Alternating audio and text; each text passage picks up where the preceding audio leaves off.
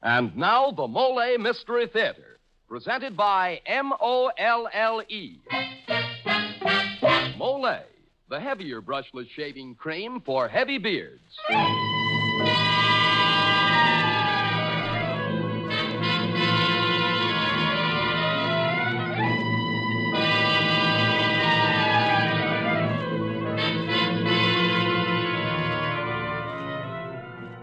Good evening. This is Jeffrey Barnes, welcoming you to the program that presents the best in mystery and detective fiction. Tonight's story is entitled Last Night and was written by the very popular William Irish. I particularly liked this story because of the people in it.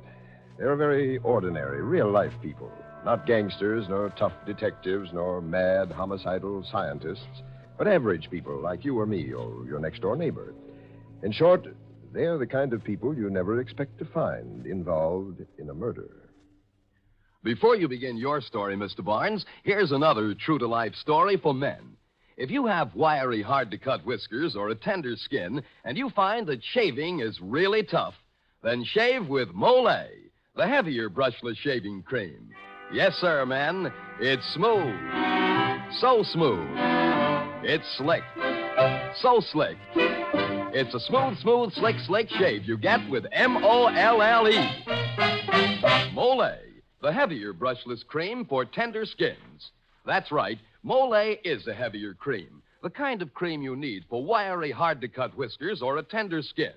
Because Molle is heavier, it softens your whiskers, stands them up straighter, and makes them easy to cut. So you shave faster, closer, easier, and you shave painlessly with Molle, the heavier brushless cream for tender skins. Molle. And now for the Molle Mystery Theater presentation of Last Night.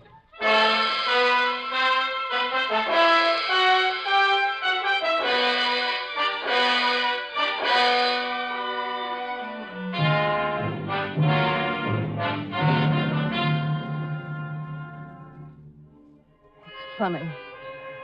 The way I used to think things just couldn't get any worse. I'd wake up and say to myself, it's morning again, and I'm awake again, and Gil and I are still broke. We owe $2,500, and we'll probably lose the summer resort if something doesn't happen soon.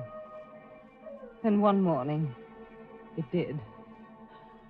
All the worries I took to bed with me the night before dissolved into nothing. And that bigger thought began beating against my brain. Gil's a murderer. My husband's killed a man. When I woke up, I could tell the sun was somewhere overhead. The weekend was over, and Gil hadn't wangled the money out of Mr. Burroughs. I remember yawning, a long, comfortable cat yawn, and thinking, there must be something better we can do besides operating a health resort at a loss. Buttering up rich old crabs to borrow money to keep it going.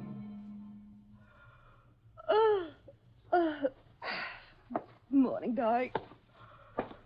You're up early. Not very. I didn't get to bed at all. Oh. And that means... Never mind, honey. Never mind what? So Burroughs wouldn't lend us the $2,500. We'll get it somehow. Maybe there's another way besides borrowing from Peter to pay Paul. What are you talking about? I got it out of him. Gil, all of it? $2,500? Well, you certainly don't act very happy about it. I could have sworn Let's that you didn't get down to breakfast. I'm hungry. But Gil, not the whole $2,500. That's what I said. In cash? In cash. You mean that he carries that much around? He was going to deposit it Monday morning. Now, look, why the questions? We've got the dough now. Forget it. Is he still here? No, he left. On the 8 o'clock train. Heard you drive him down? Jackie, for Pete's sake. Well... No, not the 8. He took the milk train. What? How do you know? I left him at the station. Oh, with the secretary, with Marsh. No, by himself. Gil, what aren't you telling me? Did you have words over that loan? What put that in your head? Well, if there wasn't any friction, why did he pick up and leave at that ungodly hour alone? Oh, who knows? Anyway, it's over. Forget it. I'm going downstairs.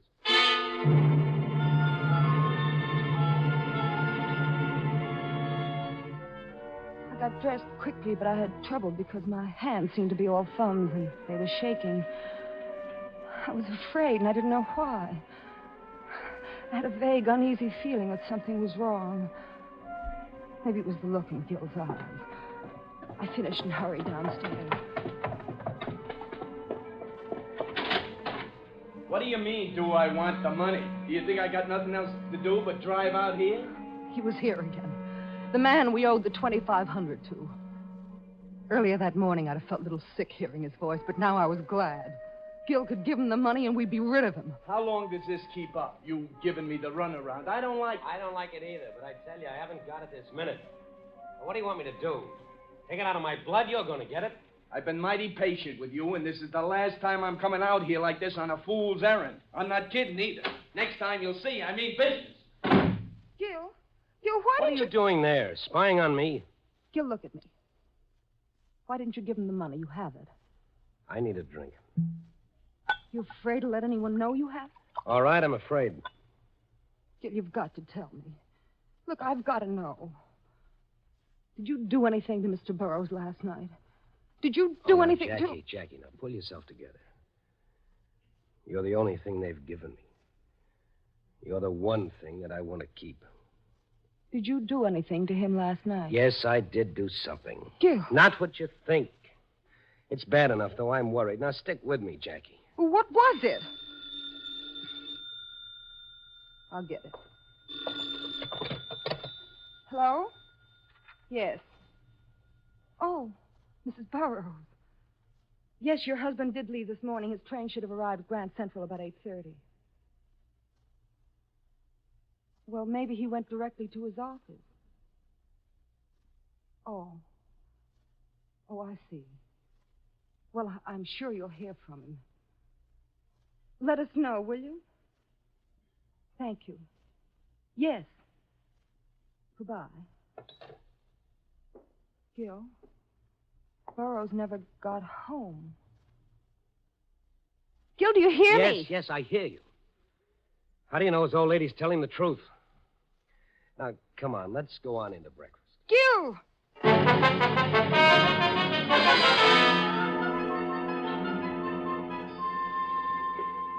My neck and shoulders seemed bound as if in a plaster cast. I felt rigid, and my head was splitting. But I followed him into the dining room.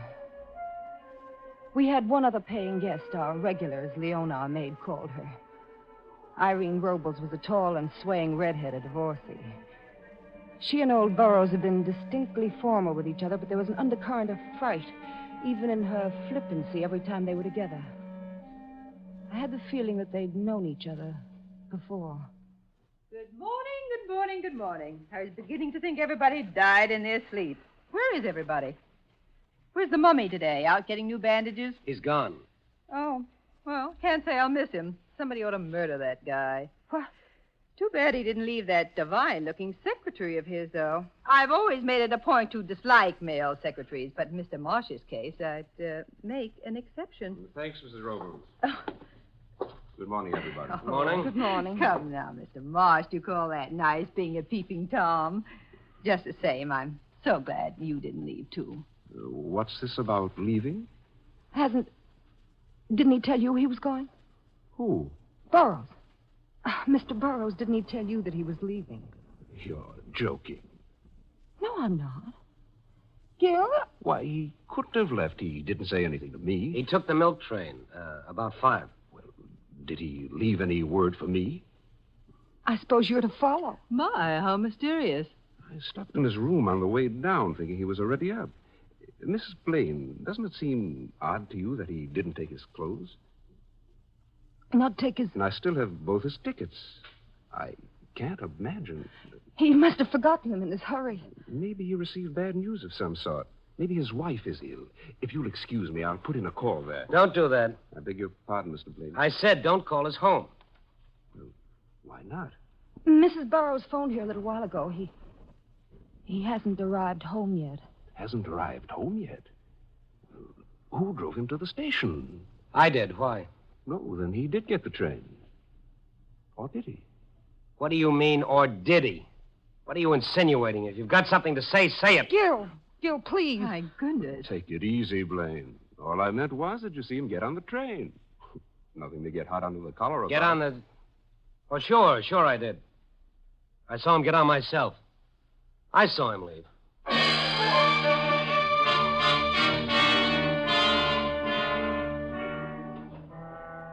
Something was wrong with the room. It started to spin around and around. All because I remembered Gil telling me that he had left Burroughs at the station. Left him. Gil was lying. Why? The sick fear in my heart told me that something had happened to the old man. And my husband knew what that something was.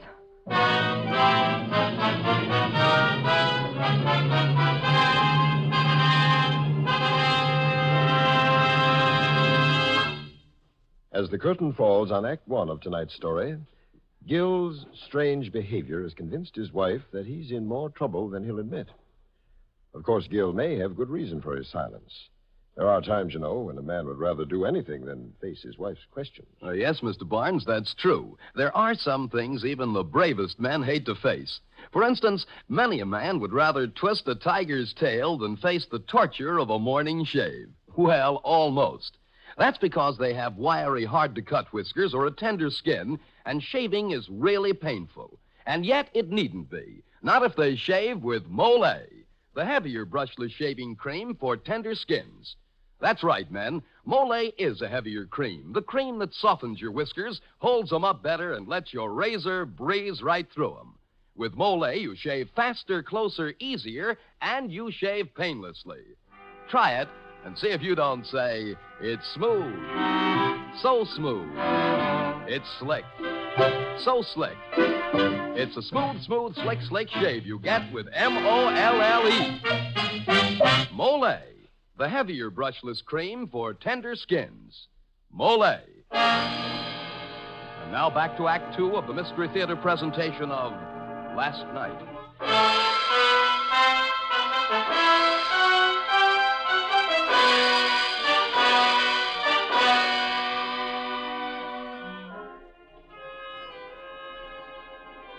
From the minute he drove up to the house, I knew he was a detective.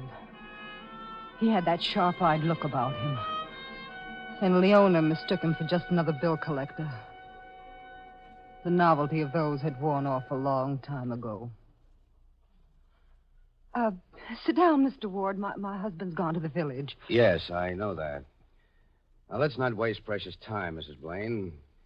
Mr. Homer Burroughs was a guest here from Friday until sometime late Sunday night or early this morning. That's right. When did you see him last? My husband drove him to the station. That isn't what I asked you, Mrs. Blaine. About 1 o'clock this morning. And then later and my 1 husband... 1 a.m. was the last time you saw him alive. Mr. Ward, I don't like the way you say that. Now, you've got no grounds in coming here But and... surely you'll admit to the strangeness of the situation. Isn't it unusual for a man of 64 to leave alone in the dead of night like that and never to have arrived? Well, we're not accountable for his eccentricities. Now, he left here, I assure you. Well, look under the carpet if you're not sure. Oh, I don't doubt he left the house. Well, then what more have we got to do with it? Instead of snooping around up here, why don't you just check at the other end? He never reached the city. How do you know? Just because nobody's seen him? He could have been run over by a taxi or overcome by amnesia. But to get to the city, he would have had to take the train. Well, he did take the train. My Mrs. husband... Blaine, no one at all boarded the 4:20 train last night at your particular station.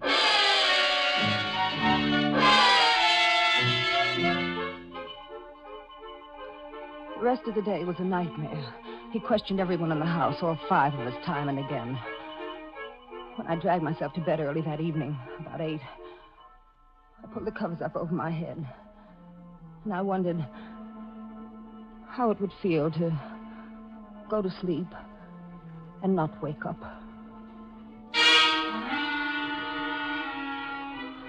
My eyes flew open. I was suddenly awake in the dark.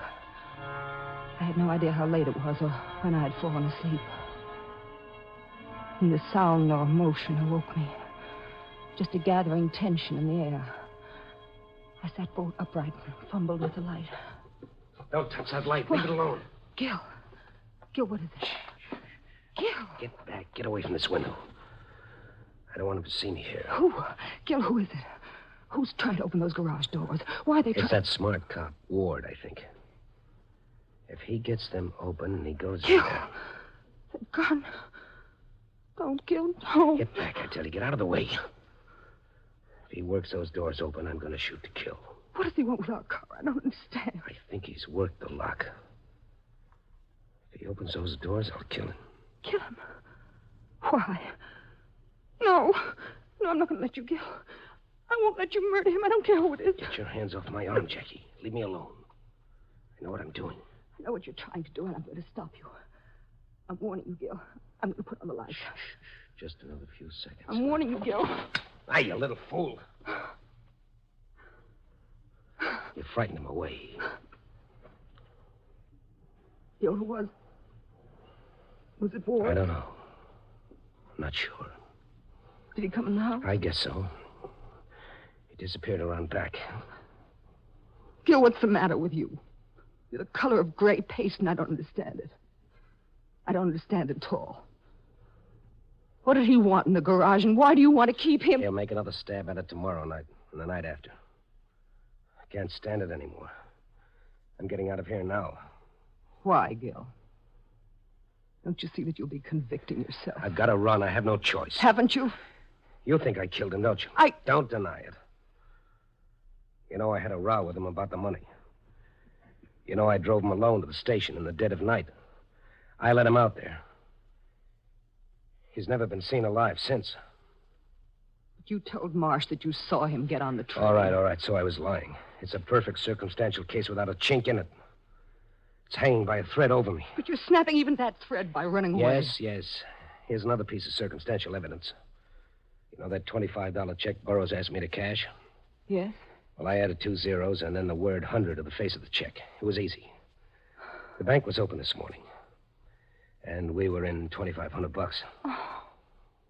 That's why you couldn't pay the collector the money. Yes, it was hot. It was plenty hot because Burroughs was missing and I was scared. All right, darling. One more thing, and don't lie to me this time. Gil, I want the truth. I'm your wife, and I've got to know. Is that all you've done? That's all. I didn't kill him. I swear I didn't, but I can't prove it. Gil, if you were guilty, I'd go away with you. I'd run away with you. But you've done nothing. Now, I'm not going, and I'm not going to let you go. I didn't ask you to come with me, did I? Gil, if you leave here, you leave me, too. For good. I love you, Jackie. But I like my neck, too. Gil, don't go. It's been a long time together, baby. Aren't you going to kiss me goodbye? Gil. All right. No, huh? Okay, then. I'll have to do without it. Thanks for the memory. Gil.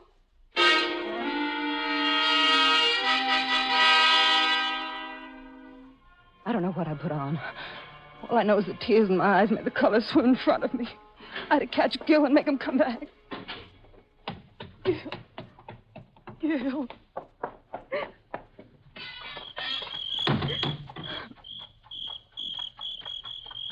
Good evening, Mrs. Blaine. What? I thought you went to bed. No, Mr. Ward. I couldn't sleep. Did I frighten you? Well, it's all right. I thought it was, it was... Thought it was who? Nothing. Never mind. It's all right, Mrs. Blaine. I know your husband went out. He left a few minutes ago. Gil? Looked like he was heading for the tavern. Think maybe I'll join him.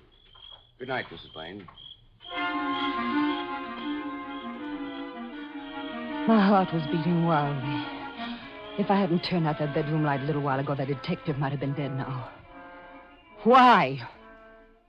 What was it about the garage or about the car that was so important to all this? The car. Gil drove Burroughs to the station in it. I racked my brain to think of something unusual about the car. It was freshly painted 2 weeks ago. The brakes had been relined. The key to the rumble seat had been lost. The rumble seat. The rumble seat. It was simple. Now I knew where the body of Mr. Burroughs must be. No wonder he had disappeared so completely. Someone had found the key. Someone had murdered Mr. Burroughs at the station and put his body in... The key. Perhaps the murderer still had the key. Find the key and find the murderer. The house was empty now. Even Leona had left to do her weekend shopping. I must go back and search every room. Find that key. I prayed I wouldn't find it in Gil's room. I was no detective and I had to work fast. No telling when someone might return. As time wore on and still no key, I became more and more feverish. This was the last room. Only one more. Oh, what if Gil hadn't lost the key? What if he was lying again? I had to find it here, in this last room.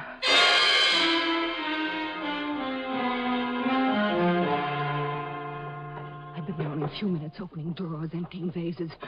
And from the bathroom, I heard the cascading of water. Someone was there, taking a shower. I had to work even more quickly now.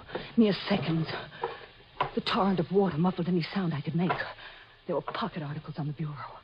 A wallet, cigarettes, matches, handkerchief. And then... the key lay there in full view. No deep hiding place. There, out in the open. I grabbed the key and ran out of the room, and down the hall, and into my own room.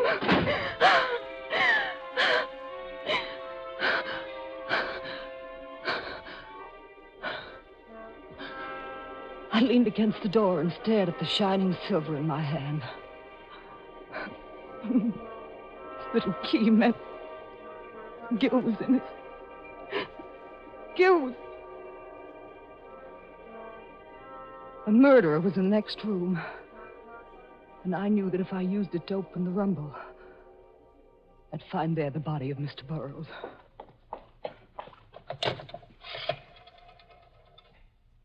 Hello. Hello, operator. Operator, get... You should have locked the door, Mrs. Blaine. Or weren't you expecting me? Mr. Marsh, I... Put the phone down, Mrs. Blaine. I said put the phone down, Mrs. Blaine. This is a gun.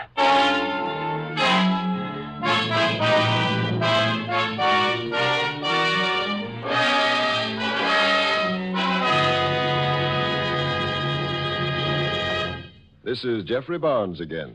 In just a moment, we'll return you to the final act of Last Night. If you've been having trouble trying to combat dandruff, bear in mind that most ordinary hair preparations merely remove loose dandruff. Now, plain water does that. So if you want to fight a common type of dandruff effectively, the thing to do is use Double Danderine. Double Danderine is a scientific product that goes to work on your scalp and actually combats this dandruff by killing the germs that many outstanding authorities contend are a cause. And it kills them on contact. Now, the reason why Double Danderine is so amazingly effective is that it contains an active antiseptic called Alzam. This is a special ingredient used by many hospitals because of its remarkable efficiency. And no other hair preparation contains Alzam. You get it only in Double Danderine. So try Double Danderine and see why most ordinary hair preparations can't compare with its dandruff-combating effectiveness. If you're not completely satisfied, return the empty bottle and get your money back. Buy Double Danderine at your druggist's.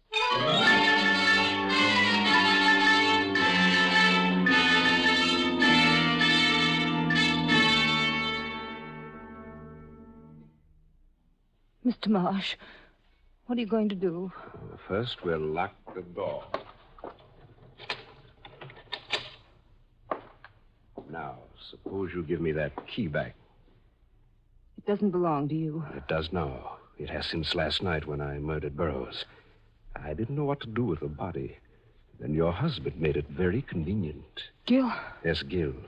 He not only left the car across the street from the station when he went into the tavern for a drink, but he was nice enough to leave the key for me. It was easy. I shoved the old guy in the rumble, locked it, and left with the key. Now, hand it over. But how did Gil... I said, hand it over. Thanks. How did he know where Burroughs was? The same way you did. The key was missing. The body was missing. He added them up like numbers. Got the same answer you did. Please, Miss Blaine, I don't like hysterical women. What are you going to do? And don't raise your voice. Someone might hear you. This is going to look like an accident. Why did you do it? Now that Burroughs is dead, his widow will inherit everything. And I can wrap her around my little finger. There's a second marriage in the cards for her. I played a long shot, and it can still come through. You're not going to spoil it now. What are you going to do? You want to know too much, Mrs. Blaine.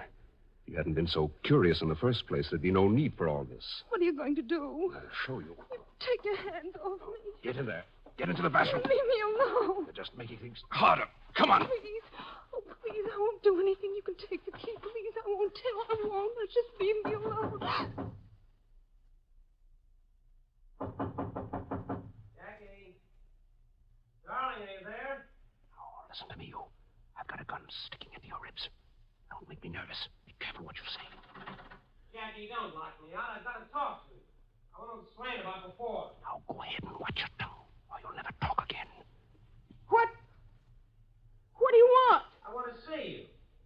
Oh, please, baby, I'm sorry about what happened. I didn't mean to jump at you like I did. Go away. Oh, honey. I said go away. You and your lying and your double dealing. I'm through, Gil. I never want to see you again. Now just go away. Jackie, let's talk this thing out. There's nothing to talk about. Come on, get rid of him. My fingers get itchy. Honey. Gil, listen to me. Easy, lady, easy. Watch your words. Listen to me. We're through for good. I told you tonight you can go cry on somebody else's shoulder from now on. Maybe that little blonde you told me about. That one from Hartford. Go ahead. Go to her. I don't want you. All right. That's the way you feel about it.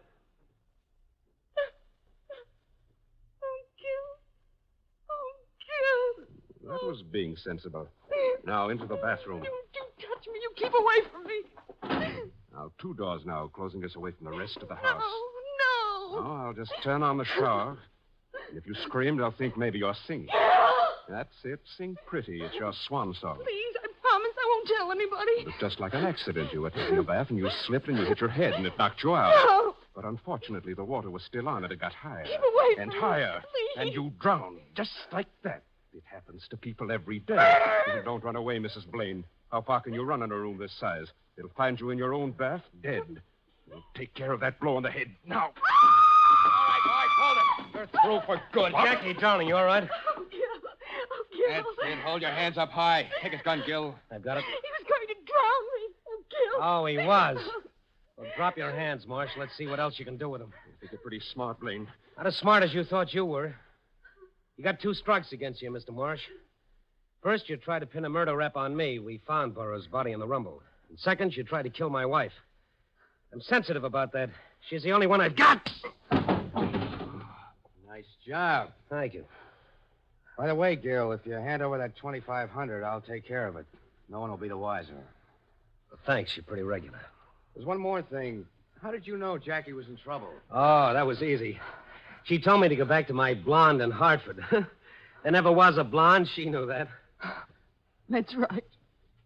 It was a brunette. From Poughkeepsie.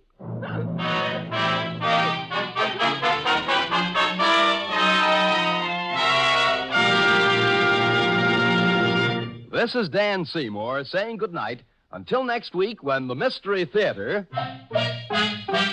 presents Code Number 2. This is NBC, the national broadcasting company.